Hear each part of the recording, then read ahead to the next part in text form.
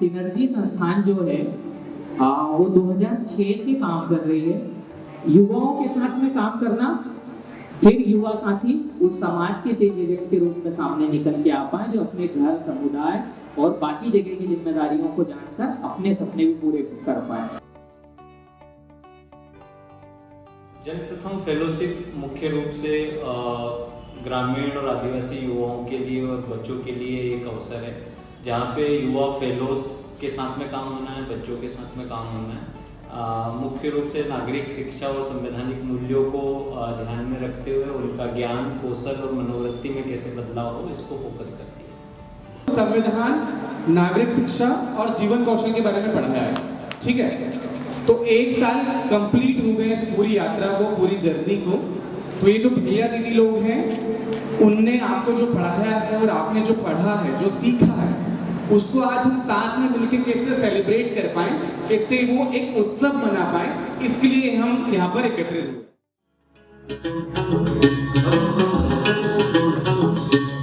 हम भारत के लोगों का भारत के लोगों ने लिखा, हम भारत के लोगों का भारत के लोगों ने लिखा, हर नागरिक के जीवन का है ये अभिमान, में संविधान, हर दिल में संविधान। फेलोशिप में आने के बाद मैंने अपने अंदर बहुत सारे बदलाव देखे। जैसे पहले मुझे कुछ बोलने में, लोगों से अपने बारे में बताने में या कुछ भी मतलब बात करने में झिझक होती थी। मैंने कुछ जैसे कैनवा, ड्राइव और भी कई चीजों पे काम करना सीखा। बहुत सारे बदलाव मैंने खुद में, बच्चों में भी देखे। थी स्कूल से मुझे परमिशन नहीं मिली थी, इसलिए मैंने बच्चों को एकत्रित करके समुदाय में पढ़ाया। और साथ ही उन बच्चों को भी धन्यवाद करना चाहूँगा मैं, जो मेरे साथ में समुदाय में अपना समय निकाल कर और कुछ जो कार्य करते थे वो काम को छोड़ करके आकर के मेरे पास पढ़ते थे। बच्चों को पढ़ाने के साथ साथ मैंने संवैधानिक मूल्य के बारे में और गहराई से जाना। ये गाँव में अपने इस स्तर पे स्कूल में जाके या समुदाय में बच्चों को नागरिक शास्त्र और जीवन कौशल के बारे में पढ़ाना है या बताना है। तो मतलब शुरू में जो झिझक होती है, जो डर होता है कि मैं कैसे इकट्ठे करूंगी बच्चों को, कैसे पढ़ा पाऊंगी या वो कैसे पढ़ पाएंगे, क्योंकि इससे पहले कभी पढ़ाया नहीं था। हिचकता कैसे होता है, सहजीकरण कैसे करूंगी, क्योंकि टीचर जो रहता है बच्चों को डांट देता है तो वो चुप बैठ जाते हैं। पर हाँ, तो हमें ये कहा गया था कि आप उनको डांटना नहीं है। लोगों के सामने इतना बोल पाऊंगी और ना ही इतना कॉन्फिडेंस था कि कभी कहीं आने जाने में, मतलब मुझे घर से भी परमिशन नहीं थी कि मुझे कोई आने जाने देता था। और आज मैं आपके सामने मतलब ये इतना बोल पा रही हूँ, तो ये सब इस फेलोशिप के कारण ही है। फेलोशिप से मुझे बहुत बदलाव आया है। जैसे मैं पहले स्टार्टिंग में गई थी तो इंडक्शन में पूछा था कि तुमको क्या सीखना है, तो मेरे माँ को बोला था मुझे बोलना सीखना है। आज मैं यहाँ पर बोल पा रही हूँ।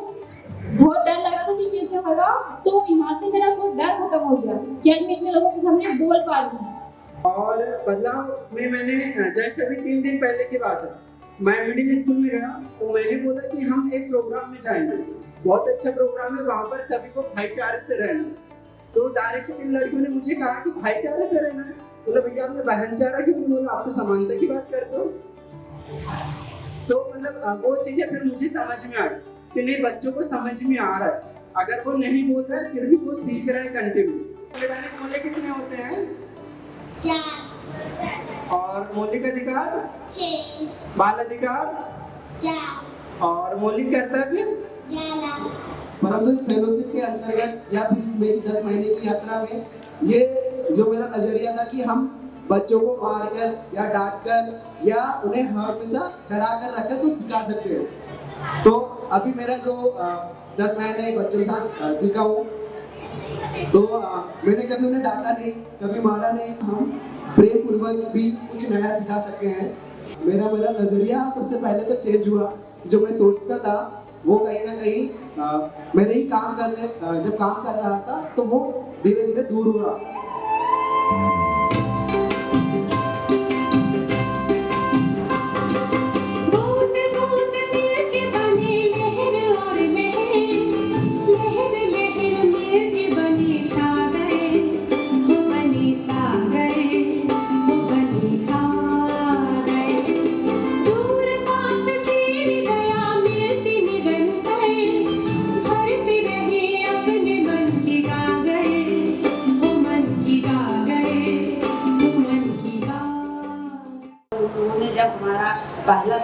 दिया और हमें खेलों के माध्यम से पढ़ाया।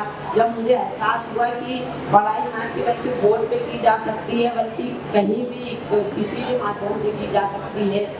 उनसे हमें बादल बनवाया, बादल में उन्होंने सपना लिखवाया, तो उससे मुझे बहुत अच्छा लगा कि सपने के बारे में भी कुछ क्रिएटिविटी होती है, तो मुझे बहुत अच्छा लगा। और जो गोपाल भैया ने एक सवाल पूछा था, वो मेरा भी एक सवाल है कि भाईचारा क्यों बोलते हैं, बहनचारा क्यों नहीं बोलते हैं? इनमें और बस में, सब्जी मंडी में, मेले में और बाजार में, वह भी हमारे देश के ही नागरिक। जब हम उनके साथ में प्रेमपूर्ण व्यवहार करने लगते हैं, बंधुता का भाव वहाँ अपना जागने लगता है, जब हम उन्हें इतनी स्वतंत्रता देते हैं कि हाँ आप कहिए मैं सुन रहा हूँ, तब असल में संविधान के मूल्य पूरी तरीके से लागू हो।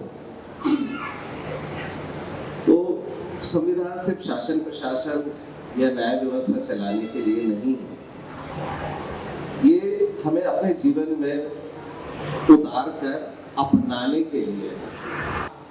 तो बाकी सारे टीचर्स कहते हैं कि सर मेरा रिजल्ट जो है वो डाउन हो जाएगा यदि आप मेरा पीरियड कट करेंगे।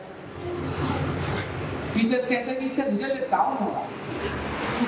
इस तैयारी के दौरान मैंने भी उनको सूक्ष्म निरीक्षण ये देखा कि बच्चों में विचार करने की क्षमता, क्रिएटिविटी, नए तरीके से चीज़ों को प्रस्तुत करने की क्षमता और बोलने की क्षमता, अपने आप को दूसरे लोगों के सामने प्रदर्शित करने की क्षमताएं, ये क्षमताएं उन बच्चों में विकसित हुई। और पढ़ाई तो करते, पुस्तकीय ज्ञान प्राप्त करते, परंतु खेल खेल के माध्यम से उन्होंने जो संविधान के बारे में, जो मौलिक अधिकार के बारे में जानकारी प्राप्त की, वो हमें बहुत अच्छी लगी। लेकिन जब मैंने खुद ने जाके जब देखा और जब बच्चों की रुचि देखी, तो मुझे ऐसा लगने लगा कि काश ये और पहले चालू हो जाता, क्योंकि बच्चों में रुचि बढ़ने लगी। किताबी ज्ञान के अलावा जब व्यक्ति करता है तो उसे और अधिक ज्ञान प्राप्त होता है।